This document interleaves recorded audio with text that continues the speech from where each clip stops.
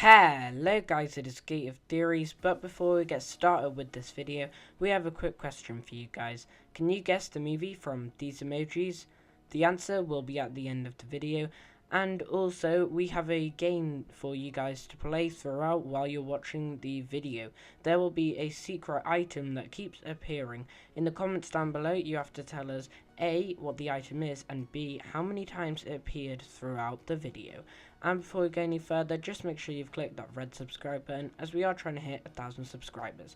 Anyway, Pixar. Pixar has made some great movies over the years, and the things that make the movies so great are, of course, their villains. I mean, the Pixar villains are great, and they're so creative and evil, all of them.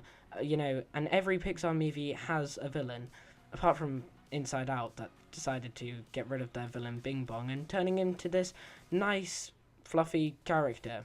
I mean, I would have preferred him as the villain, but anyway, Inside Out did not have any villains, which is strange, as that's the only Pixar movie that didn't have any villains, unless the villains in other Pixar movies aren't actually bad.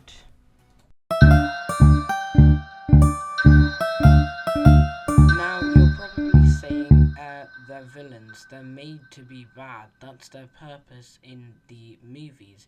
And yeah, that is true, they are meant to be bad, but recently I have been looking at a lot of the Pixar villains, and I have found some things about them that might change your mind about if they're actually bad. First of all, let's look at the Toy Story villains. So we're going to start with Toy Story 1's villain, Sid. And Sid, to us, might seem a cruel person. I mean, he's killing toys and all that stuff, but that's the thing. He's killing toys, not humans. We, as the audience, know that the toys are alive, which is why we feel sorry for the toys and think Sid is a bad guy. But Sid doesn't know that the toys are alive.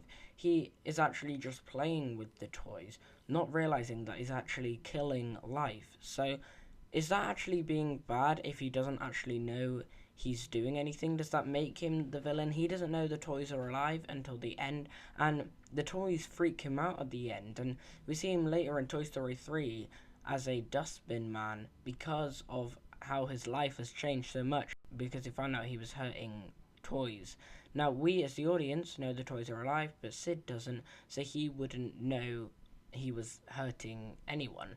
And the same sort of goes for Toy Story 2's villain, Al. Al steals Woody, not realizing that Woody is alive and is connected to the other toys in Andy's room. He takes Woody away, and he actually kind of treats Woody. I mean, he gets Woody all done up, ready for the museum. He shows Woody who he really is. He doesn't realize that the toys are alive, so he's just making a reasonable business idea. He's selling what he has, maybe one of them stolen. He's selling what he has to a Japanese museum, not realizing that he's actually selling people's life. Again, Al doesn't know the toys are alive, but we as the audience do, which is why we think that Al is bad. So, are Al and Sid actually bad if they don't actually know the toys are alive? Another movie where you could ask if the Pixar villains are actually bad is Finding Nemo.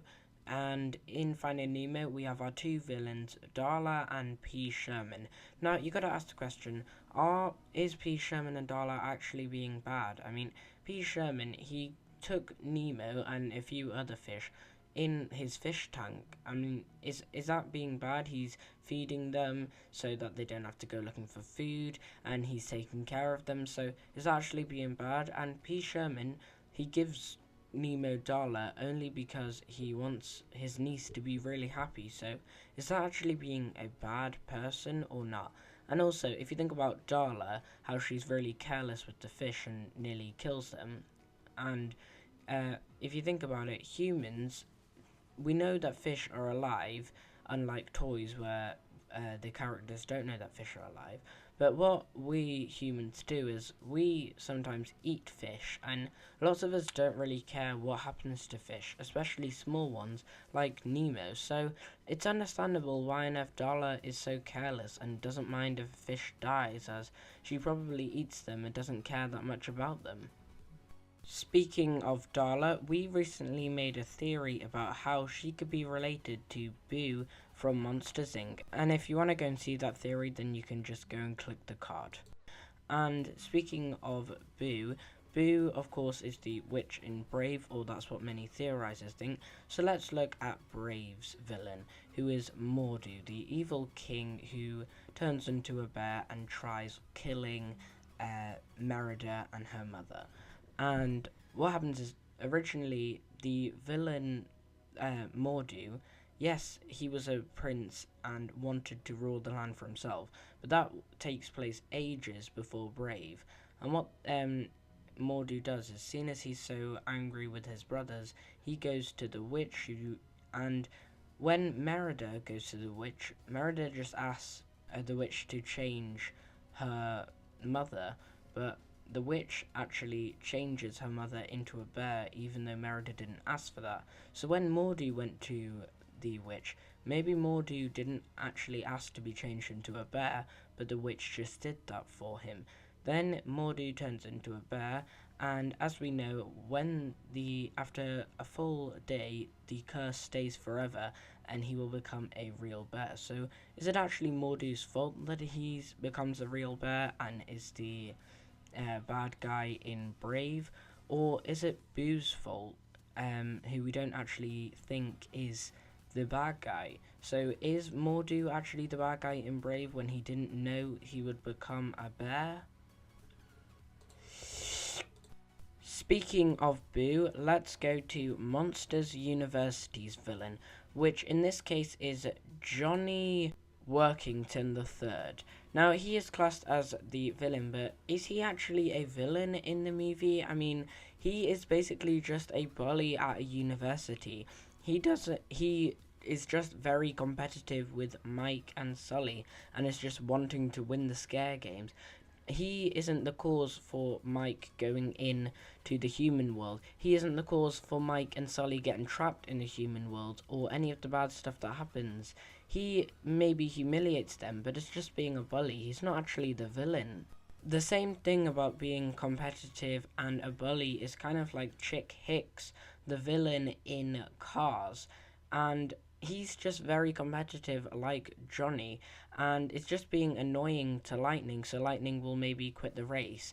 Again, he isn't the reason for Lightning getting lost to Radiator Springs. He isn't the reason for Lightning not turning up. Sure, he's happy about it because he wants to win the Piston Cup, but he isn't the reason for uh, Lightning not being at the races.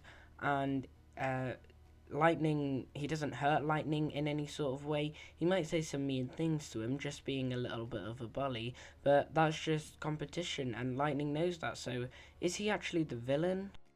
Now, there's one other villain that I think isn't actually bad, which is Otto from Wall-E. Now, Otto stops the captain from getting the people from the Axiom back to Earth, and he is classed as a villain as he tries hurting people. Yes, he's very bad, except from what he's doing is he's just following commands from previous masters. He's not doing anything bad, he's just doing what he was programmed to do. He's just doing what his previous masters told him to do. So technically it's the previous master's fault, not Otto. It's not his fault that he's doing this. He's just being forced to do that. That's what he's programmed to do. So is he actually being bad if he's not meaning to actually do it? So guys, that is our theory on if Pixar villains are actually bad. Now, we've just listed a few Pixar villains, and you can tell us some more in the field section down below who you think are actually bad. Now, there are our 3 villains who we think could not be good at all and are definitely the villains. Now, number 1 being Lotso Huggin' Bear from Toy Story 3. Lotso, being a horrible person, tries to kill toys when he knows they're alive, unlike Sid and Al. and he is horrible to toys and locks them up. He doesn't let the toys escape, and he treats the toys all horribly. And then what he does is, when Woody and Buzz have just saved him, he lets them die, which is very mean. And our second villain, who we think could never be good, is Randall from Monsters Inc. Randall tries to kill Sully and Mike and even banishes them. He then tries to torture a innocent human child and nearly kills the child and Sully just because he is jealous of Sully's score. Now that is horrible. And our most biggest villain, who we think could never be good, is of course Syndrome from The Incredibles. He creates machinery and purposely invites supers, then kills every one of them with his machines on purpose. He then tries killing innocent children just because they're supers, and imprisons 4 innocent people because of who they are. You know, because they're supers, in other words, meaning he's being kind of racist. He then goes and uses his machine to kill innocent people who aren't even supers and causes so much damage to a city. He then pretends to be someone he isn't and tries to save, in inverted commas, the people and get them to like him.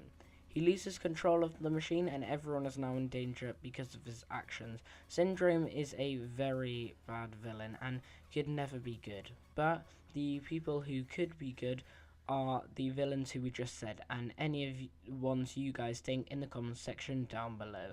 So if you did enjoy the video, then please like it and subscribe to the channel if you haven't already. And if you did agree with the theory, tell us that in the field section down below. And the answer to the emoji question is Monsters Inc. If you did get that right, then please tell us that in the field section down below. And did you guess our item and how many times it appeared? Tell us your answer in the field section down below. And I will see you guys later.